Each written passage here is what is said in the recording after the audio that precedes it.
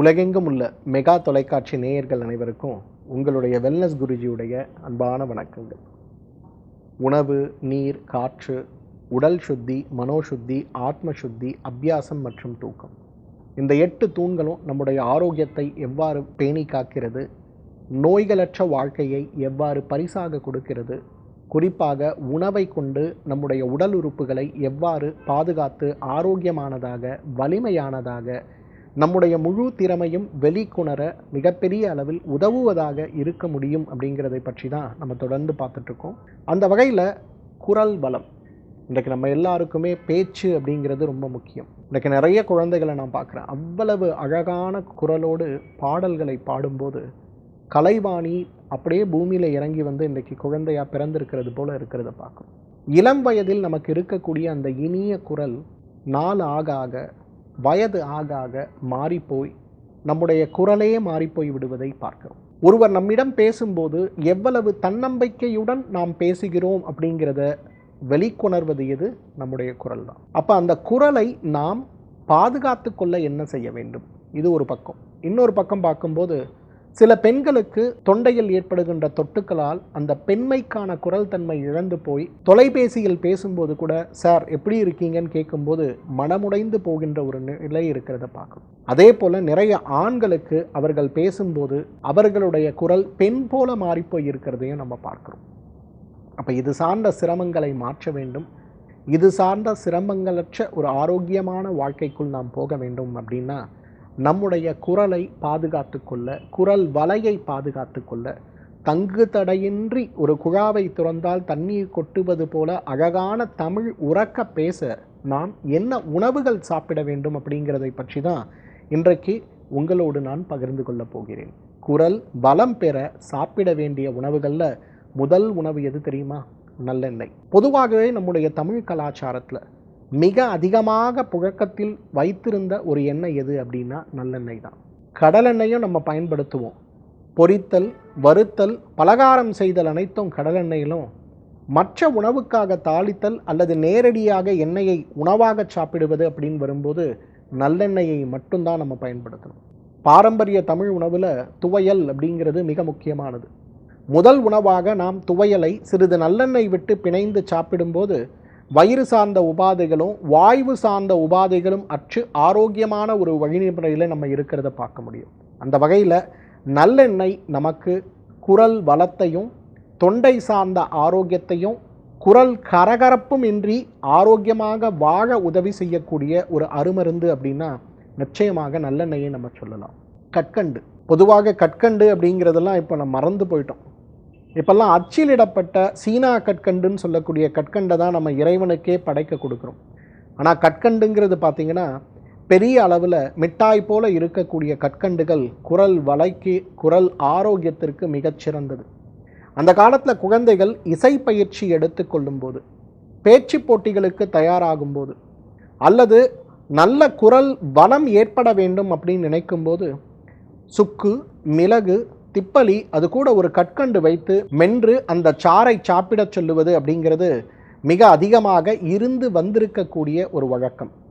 குழந்தைகள் இந்த மார்கழி மாதம் ஆகும்போது காலை நேரங்களில், பூஜை நேரங்களில் பஜனை செய்வதற்கு அப்படின்னு அவர்களுடைய குரல் வளத்தை மேம்படுத்த உதவி செய்யும்போது இந்த சுக்கு, மிளகு, திப்பலி, கற்கண்டு சேரும்போது பெரிய ஒரு மாற்றம் அவங்க குரலில் ஏற்படுவதை நாம் பார்க்க முடியும்.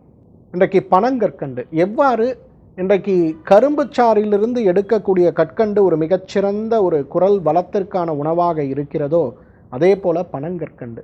பொதுவாக வெல்லமோ நாட்டு சர்க்கரையோ கருப்பட்டியோ குரல் வளத்தை குறைக்கக்கூடியது அதோடைய சூடு தன்மையினாலே. ஆனால் பனங்கற்கண்டு குரல் வளத்தை மேம்படுத்தி ஆரோக்கியத்தை நீட்டிக்கக்கூடியது. மஞ்சள் பால், இன்றைக்கு பொதுவாகவே நமக்கு தெரியும் தொண்டை கரகரப்பு இருக்குது, இரவு நேரங்களில் தொண்டையில் இருமல் ஏற்படுகிறது, தொண்டையில் நிறைய சிரமங்கள் தொற்றுக்கள் அடிக்கடி ஏற்படுகிறது, ஏற்கனவே ஏற்பட்ட நுரையீரல் தொற்றுடைய பக்க விளைவாக தொண்டையில் எப்பொழுதும் இருமல் இருந்து கொண்டே இருக்கிறது நம்ம நிலை வரும்போது வீட்டில் இருக்கக்கூடிய அனைவருமே பொதுவாக பரிந்துரைக்கக்கூடிய ஒரு சுலபமான உணவு எது? மஞ்சள் பால் தான்.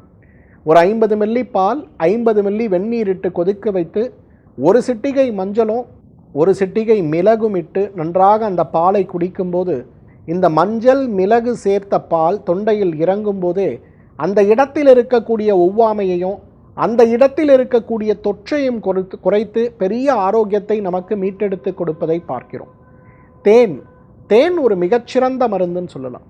ஒரு 100 மில்லி அளவுக்கு வெந்நீர் எடுத்து அதில் ஒரு தேக்கரண்டி தேனை கலந்து அதை தொடர்ந்து நாம் சாப்பிடும்போது குரல் வளம் மிகப்பெரிய அளவில் ஆரோக்கியம் அடைவதை பார்க்க முடியும். பொதுவாகவே இன்றைக்கு ஒரு கலாச்சார ரீதியாகவே நம்மில் நிறைய பேர் காலை வெறும் வயிற்றில் ஒரு 100 மில்லி வெந்நீருக்கு ஒரு 5 மில்லி எலுமிச்சை சாறு ஒரு கரண்டி தேன் கலந்து அதை அவர்கள் சாப்பிட ஆரம்பிக்கும் போது நம்முடைய ஆரோக்கியம் மேம்படுவது மட்டுமல்ல, நோய் எதிர்ப்பு சக்தி மேம்படுவது மட்டுமல்ல, சளி, இருமல், ஆஸ்துமா சார்ந்த நோய்கள் குறைந்து போவதை கூட நாம் பார்க்க முடியும்.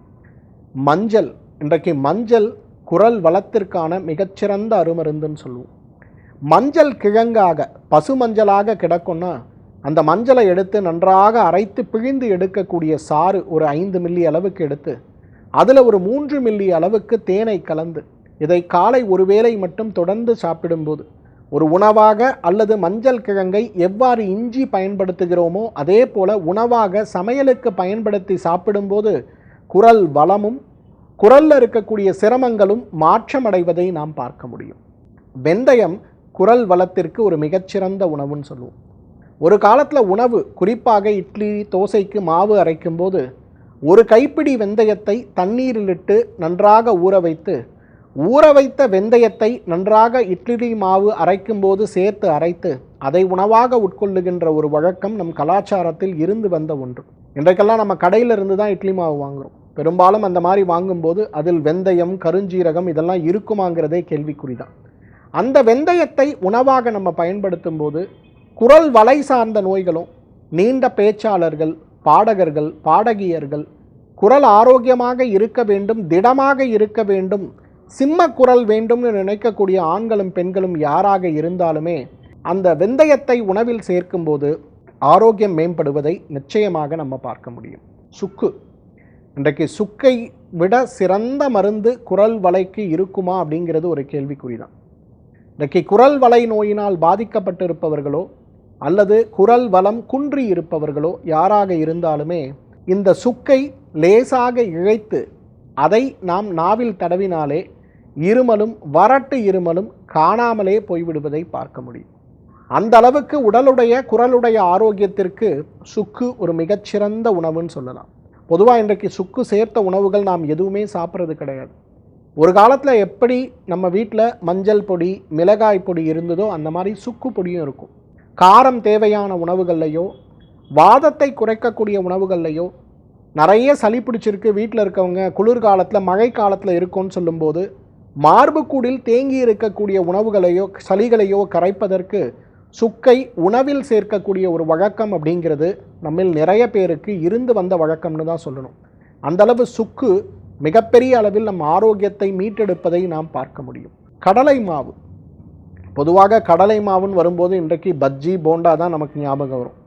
ஆனால் கடலை பருப்பு மற்றும் கடலை மாவை நாம் உணவில் சேர்த்து பயன்படுத்தும் போது தொண்டையில் இருக்கக்கூடிய கபம் சார்ந்த வாதம் சார்ந்த காரணிகளை குறைத்து தொண்டையில் இருக்கக்கூடிய புண்கள் சார்ந்த சிரமத்தை மாற்ற இன்றைக்கு சுக்கு எப்படி ஒரு மிகச்சிறந்த மருந்தோ அதே போல் கடலை மாவு ஒரு மிகச்சிறந்த உணவுன்னு சொல்லலாம். சிகப்பு அரிசி கஞ்சி.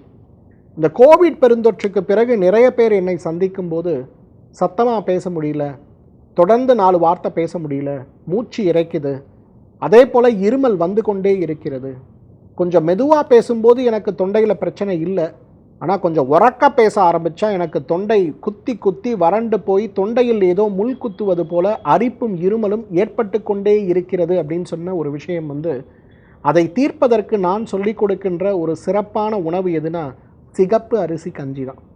ஒரு கைப்பிடி சிகப்பு அரிசியை எடுத்து இரவே தண்ணீரில் ஊற வைத்து காலையில் ஒரு பகுதி அரிசிக்கு 8 பகுதி தண்ணீர் இட்டு சோறு வடிப்பது போலவே அந்த தண்ணீர் நன்றாக கொதித்த பிறகு இந்த சிகப்பரிசியை இட்டு அடுப்பை லேசான சூடில் வைத்து கொதிக்க வைத்து திரவமாக எடுக்கக்கூடிய அந்த கஞ்சியை மத்து போட்டு உள்ளே இருக்கக்கூடிய அரிசியை நன்றாக கூழாக கரைத்து அதில் ஒரு சிட்டிகை சுக்கு, ஒரு சிட்டிகை மஞ்சள், ஒரு கரண்டி தேன், ஒரு 5 மில்லி அளவுக்கு தேன் கலந்து இந்த சிகப்பு அரிசி கஞ்சியை காலை உணவாக சாப்பிடும்போது தொண்டையில் இருக்கக்கூடிய சிரமங்கள் மிகப்பெரிய அளவில் மாற்றமடைந்து விடுவதை நாம் பார்க்க முடியும். இருமல் ஏற்படுகிறது, குரல் வளை உடைந்து விட்டது, குரல் வளம் குறைந்து விட்டது, புற்றுநோய் சிகிச்சை, அறுவை சிகிச்சை, தைராய்டு நோயுடைய சிகிச்சையால் குரல் மிகச் சிரமத்திற்கு நாங்கள் உள்ளாகி இருக்கிறோம் சொல்லக்கூடியவர்கள் கூட முறையாக இந்த ஒரு மருந்தை எடுத்துக்கொள்ளும் போது, இந்த உணவை சிகப்பு அரிசி கஞ்சியை எடுத்துக்கொள்ளும் போது அவர்களுடைய குரல் வளம் சார்ந்த சிரமங்கள் குறைந்து போகிறத பார்க்க முடியும். குழந்தைகளுக்கு காலை உணவாக வாரம் ஒரு முறையோ இருமுறையோ, பெரியவர்களுக்கு வாரம் ஒரு முறை உணவாக கொடுக்கப்படும் போது இந்த சிகப்பு அரிசி கஞ்சியே பெரிய மாற்றத்தை கொண்டு வந்து விடுவதை பார்க்க முடியும். இன்றைக்கு ஆரோக்கியத்தை மீட்டெடுக்க வேண்டும் அப்படிங்கிற ஒரு நிலையில் இருக்கக்கூடியவர்கள் நாம் யாராக இருந்தாலுமே, இன்றைக்கு உணவை கொண்டு ஆரோக்கியத்தை மீட்டெடுக்க, குறிப்பாக தொண்டையில் இருக்கக்கூடிய குரல் வளை சார்ந்த நோய்களை தடுக்க, இன்றைக்கு நிறைய பேருக்கு நம்ம பார்க்குறோம் குரல் வளை சார்ந்த புற்றுநோயும் தொண்டைக்குழியில் ஏற்படுகின்ற புற்றுநோய்களும் மிகப்பெரிய மாற்றத்தை உருவாக்குறத பார்க்குறோம்.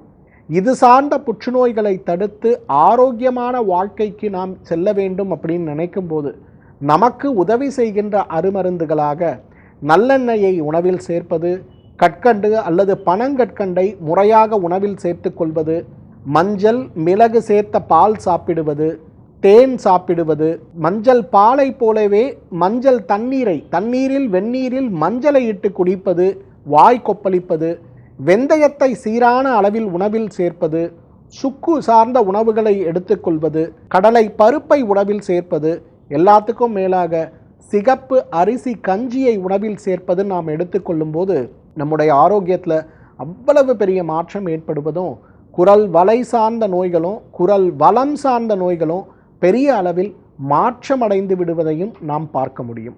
இன்றைக்கு குரல் வளம் சார்ந்த நோய்கள் தடுக்க, குரல் வளம் பெற என்ன உணவுகள் சாப்பிட்டோம் அப்படின்றத பார்த்தோம். அடுத்த நிகழ்ச்சியில் குரல் வளத்தை பலப்படுத்த என்ன பழங்கள் சாப்பிட வேண்டும் அப்படிங்கிறதை பற்றி விவரமாக நாம் பார்ப்போம். மீண்டும் மற்றொரு ஆரோக்கிய குறிப்போடு உங்களை சந்திக்கிறேன். அதுவரை உங்களிடமிருந்து விடைபெறுவது உங்களுடைய வெல்னஸ் குருஜி. நன்றி, வணக்கம்.